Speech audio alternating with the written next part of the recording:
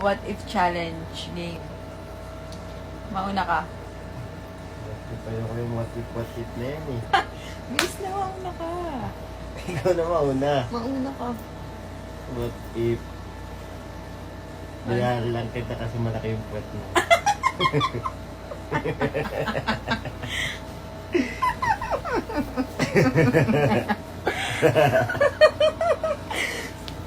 Minahal lang dahil sa pet, no? Sige.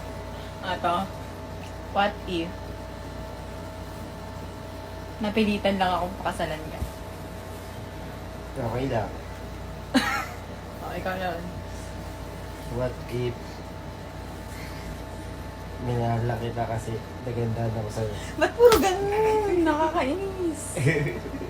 What if napilitan lang ako mag-yes sa proposal mo sa airport para di ka mapahiya?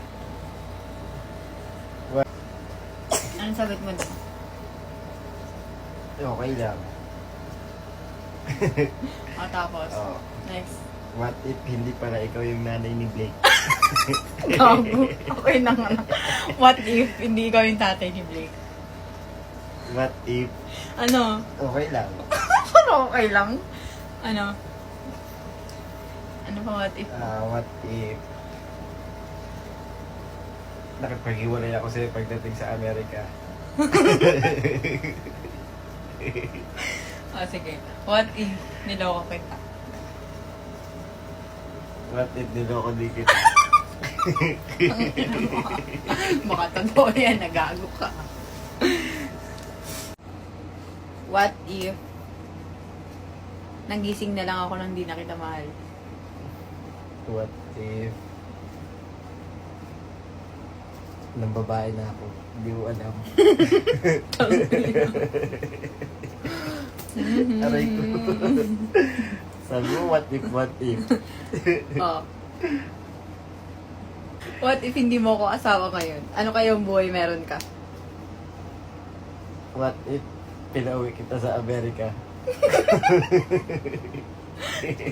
What if pagbalik ko ng Amerika, hindi na kita inuwian? What if hindi ko pinakita si Blake sa'yo?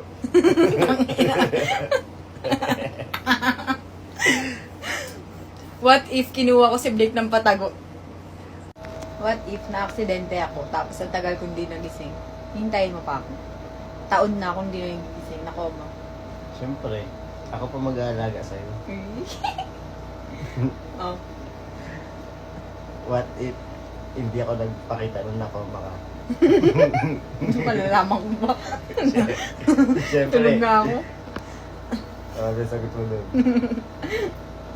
What if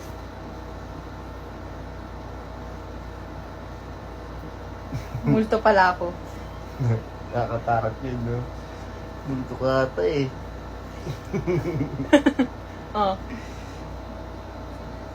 What if nag-sexy multo? Ang pongo. Dalawang multo. Sino yung isang multo? Ako, siyempre.